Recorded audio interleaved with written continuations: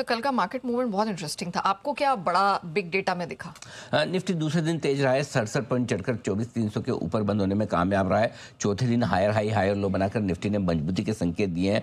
Day high के आसपास बंद हुए। इंट्राडे में 9 दिनों का हाई बनाया है 24,342 का। चौथे दिन लगातार 50 डीएमए के और 100 डीएमए के ऊपर बंद हुआ। यह भी तकनीकी तौर पर एक मजबूती का संकेत दे रहा है। अब आइए बैंक निफ्टी हल्का सा घटा है 50-58 point, which is not much.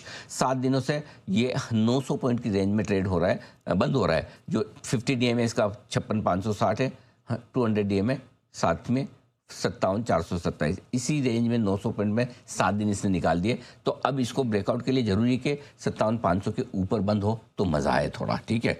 Mid cap select index 6 point घटकर बंद हुआ है कल, लेकिन दूसरे दिन हायर हाई हायर लो बनाया है। लगातार चौथे दिन 50 डीएमए के ऊपर ही बंद होता दिख रहा है, तो अभी भी मजबूती के संकेत। और इंट्राडे में मिड कैप इंडेक्स ने 6 दिनों का हाई बनाया, तो मिड कैप शेयरों में मजबूती का संकेत अभी भी है नहीं, कोई दिक्कत वाली बात नहीं। अब आइए आखिर में स्मॉल कैप इंडेक्स 100 पॉइंट कल घटकर बंद हुआ है। लाइफ हाई से सिर्फ 2.3% दूर बचा है, बहुत ज़्यादा दूर है नहीं, लेकिन इसकी प्रॉब्लम ये है कि लाइफ हाई के नज़दीक पहुंचता है थोड़ा घूम फिर के वापस नीचे आ जाता है, बस उतना ही है। बट है मजबूत है, इसमें भी कोई दिक्कत नहीं है। अब आइए विक्स, कल 3 दिनों की कमजोरी पर ब्रेक लगा, हल्का सा बढ़ा, लेकिन 1-1.25% विक्स में मायने नहीं रखता है, कोई खास नहीं है, हल्का सा बढ़कर बंद हुआ है, ठीक है। इंट्राडे में लेकिन 13 दिनों का लो बनाया इसने 11.30 का, बंद 12.16 पर हुआ है। फार्मा इंडेक्स लगातार दूसरे दिन इसने लाइफ हाई बनाया, कल भी लाइफ हाई बनाया था, परसों भी बनाया था। फर्क इतना है कि कल लाइफ हाई बनाने के बाद थोड़ी प्रॉफिट बुकिंग आई, लाल निशान में बंद हुआ, विच इज़ फाइन, ठीक है। और ऑटो इंडेक्स 4 महीनों की ऊंचाइयों पर है, आईटी इंडेक्स 3 महीनों की ऊंचाइयों पर। तो 3 बड़े सेक्टर आपके मजबूत हैं इस वक्त, फार्मा, ऑटो, आईटी, बढ़िया है, कोई दिक्कत वाली बात नहीं। एफआईज ने क्या कमाल किया सर? इंडेक्स फ्यूचर्स की लॉन्ग पोजीशन बढ़कर 10.38% के आसपास आई, डबल डिजिट में आई, विच इज़ गुड।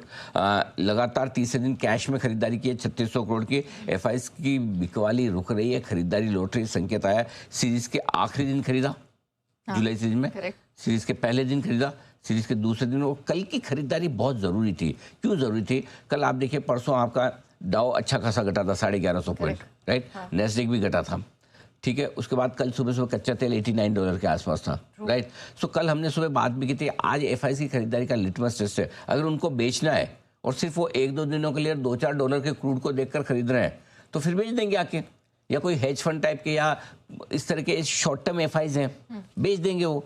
लेकिन अगर आज खरीदारी का आंकड़ा आता है, इसका मतलब ये पैसा 1-2 दिनों के लिए, 1-2 हफ्तों, 1-2 महीनों के लिए नहीं आ रहा। ये वाला जो पैसा आ रहा है ये इन्वेस्टमेंट वाला। 2 तरह का पैसा एफआईज का भी होता है। एक है वो जो लॉन्ग ओनली फंड्स जो वाकई में इन्वेस्ट करके लंबे समय के लिए पैसा लगाते हैं, दूसरे हेज फंड्स टाइप हैं, ट्रेडर टाइप के फंड होते हैं जो मूड माहौल मौका देख के 5-10% बना लिए निकल गए, वो वाली चीज़ है। सो ये जो पैसा आया कल की एफआईज की खरीदारी बहुत इंपॉर्टेंट। नंबर पे मत जाइए कि 3600 करोड़ है, क्वालिटी वाइज जो कल खरीदारी आई, नहीं तो कल एकदम परफेक्ट दिन था वापस एफआईज के बेचने के लिए। सीरीज के आखिरी दिन खरीद लिया, सीरीज के पहले दिन खरीद लिया, अब चलो क्रूड 89 पे है, क्या पता 90 हो जाए, छोड़ो, अब नहीं लेना।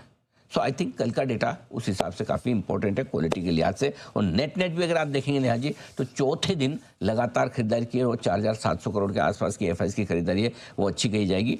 घरेलू फंड्स हैं, लगातार 5 दिनों तक खरीदारी करने के बाद हल्की सी प्रॉफिट बुकिंग की, विच इज़ फाइन। अगर ये ले रहे हैं तो ये बेचें। आज मुझे एक ही चीज़ चाहिए, क्या? आप 3600-3700 करोड़ की खरीदारी आज एफआईज की करवा लीजिए तो मुझे मजा आ जाए। अब पूछिए मजा क्यों आ रहा है मुझे सर? क्यों? और वो भी 3600 फिगर क्यों? सो अगर नेट है ना, इतनी ही बिकवाली बची है एफआईज की जुलाई महीने की। हाँ, अगर आज 4,000 करोड़ की खरीदारी, 4,000 करोड़ की आज खरीदारी आया, 3800-4,000 करोड़ की ना, तो एफआईज का नेट जुलाई का फिगर पॉजिटिव हो जाएगा। और कोई बड़ी बात, I am not asking too much. अब कल पार कर लिया तब तो मतलब कल जितनी थोड़ी सी और खरीद ले, 200 करोड़ नेहा जी के नाम पे एक्स्ट्रा खरीद ले 200-400 करोड़, 3800 करोड़ के आसपास की खरीदारी कर लेंगे तो हम नेट पॉजिटिव हो जाएंगे जुलाई महीने में। और ये अक्टूबर 2025 के बाद का सबसे बेस्ट महीना रहेगा एफआईज की खरीदारी बिकवाली के लिहाज से। लेकिन क्या ये ट्रेंड रिवर्सल? देखो, एक ट्रेंड रिवर्स तो हुआ है, वो ये कि इनको बेचना नहीं है, ठीक है, पहला वो हो गया, वो तो दिख रहा है साथ में। दूसरा थोड़ा शॉर्ट काट रहे हैं, ठीक है, ये आ गया। दिल खोल के खरीदारी अभी क्या हुआ है, अभी पिछले कुछ दिनों में बहुत बार हमने ना एफआईज के बदलते हुए मूड पे ना मूड बनाया हमने, लेकिन वो क्या 3 दिन 5 दिन खरीद के फिर रुक जाते हैं वापस, ठीक है ना। तो इसलिए इस बार हम इसकी जल्दबाजी में, लेकिन इस बार नया 2-3 चीज़ें बहुत अलग हो रही है जो एफआईज के मूड को आपको पहले के बजाय अलग तरीके से देखना है। पहले 3 दिन या 5 दिन खरीद के वापस बेचना शुरू कर देते थे, लेकिन इस बार क्या नंबर्स का सपोर्ट है।